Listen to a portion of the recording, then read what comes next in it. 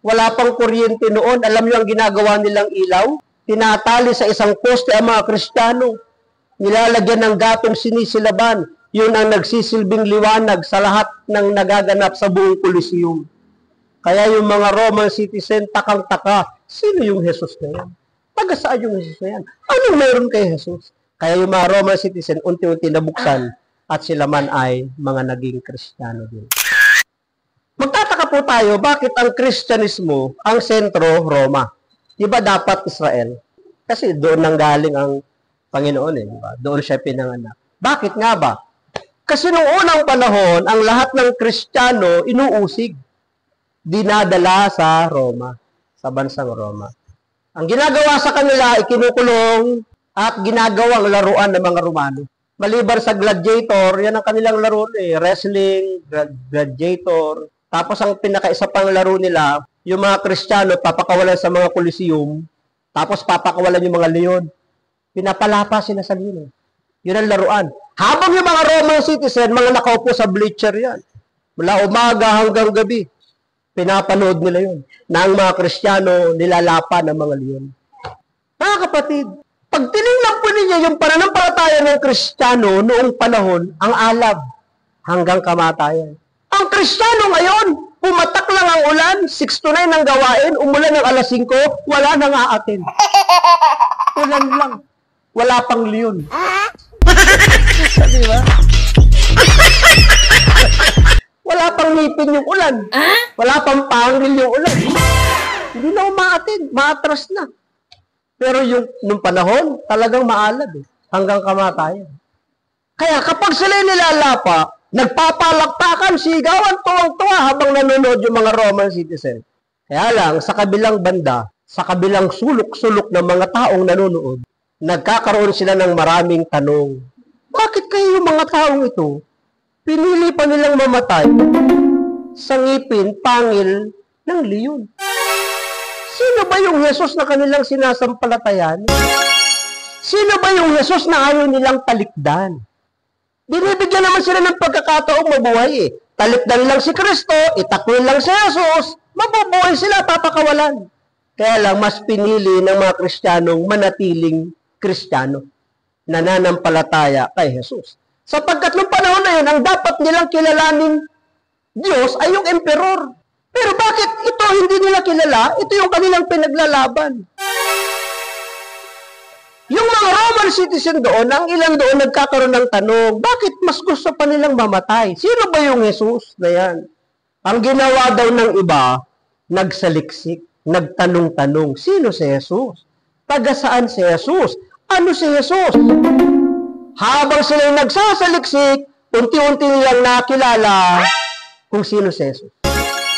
Habang sinasaliksik nila si Jesus, lumalalim yung kanilang pagkakilala kay Jesus, hanggang nagkaroon sila ng pananampalataya kay Jesus. Kaya pala, ibinubuhos nila ang kanilang buhay hanggang kamatayan. Sapagkat ito palang Jesus na ito, siya ang tagapagligtas, namatay, nabuhay sa ikatlong araw na nasa luklukan ngayon ng Diyos. Na ang lahat ng mamamatay sa Kanya na mananampalataya ay muling bubuhayin maguli. Kaya maraming Roman citizen na nabuksan ng isipan na sumampalataya sa ating Panginoon. Dahil sa pagiging martir ng mga unang Kristiyano, yun yung nagbuka sa isipan ng mga tao para pag-aralan sa liksikin si Jesus. Mga kapatid, dapat ganyan din tayo. Sa ating pananampalataya, sa ating pagpapatuloy, dapat tayo ang maging pintuan ng mga tao sa ating paligid para mabuksan din ang kanilang pagsunod at pagkakilala. Mag-i-Shaddai na din ako. Kasi ang asawa ko, ang anak ko, kahit anong dami ng pagsubok, nag-i-stay pa rin sa kanyang pananampalataya. Dapat tayo nagiging bukas, mitya, para sa kanila na maging mananampalataya. Kaya hindi.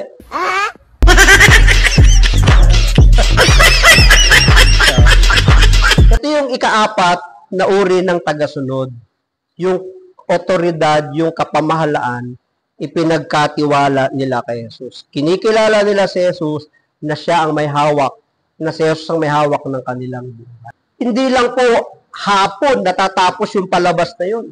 Inaabot pa sila ng gabi. Wala pang kuryente noon. Alam niyo ang ginagawa nilang ilaw? Tinatali sa isang poste ang mga Kristiyano. Nilalagyan ng gatong sinisilaban. Yun ang nagsisilbing liwanag sa lahat ng nagaganap sa buong Coliseum. Kaya yung mga Roman citizen, takang-taka, sino yung Jesus na yan? Taga saan yung Jesus na yan? Anong meron kay Jesus? Kaya yung mga Roman citizen, unti-unti nabuksan at sila man ay mga naging Kristiyano din. Kaya ko yan, sabihin nyo. Palakpakan natin ng malakas si Lord. Inaanyahan ko na ako kayo tumayo. Ang atin pong pinagnilayan ay dinaan ko po sa tanong, what kind of follower are we? Anong klaseng tagasunod tayo? Una, yung marami na ang dahilan, may personal na layunin, interes, motibo. Pangalawa, yung mga taong tumanaw ng utang na loob. Pero hindi yan ang dapat na maging pundasyon ng ating paglilingkod. Kaya tayo naglingkod kasi maraming biyaya, maraming blessing. Dapat mas malalim. Katlo, yung mga makasalanan, yung mga itinakwil ng kanilang pananampalataya na walang masulingan, na parang nakakuha sila ng kakampi. Si Jesus sa kanilang kakampi. Minsan ganyan din, di ba? Kaya maaga tayong umaalis sa bahay kasi gusto nating ma-feel, madama si Lord sa gawain. Dahil pag nasa gawain ka, parang kakampi mo si Lord. Dahil pag umuwi ka na naman sa bahay, andun na naman ang mga kalaban mo. Di ba? Ito, habang inaaral pa yung kakantahin, na kinaasin sa Malabon, meron pong dalawang sister dong nag-share, choir, parehas. Yung isang nag-share, mahaba yung suot. Sabi niya, mga kapatid, umiyak, pagos.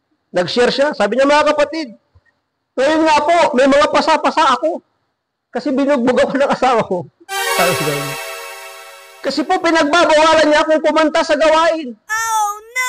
Sabi ko naman sa kanya, di ba nang bugbugin mo ako? Basta wag mo lang akong pigilan kumanta sa gawain. Kaya nandito po ako ngayon kumakanta. Wow. Hindi ko nga po alam, baka mamaya pag uli ko bubugbugin na naman ako.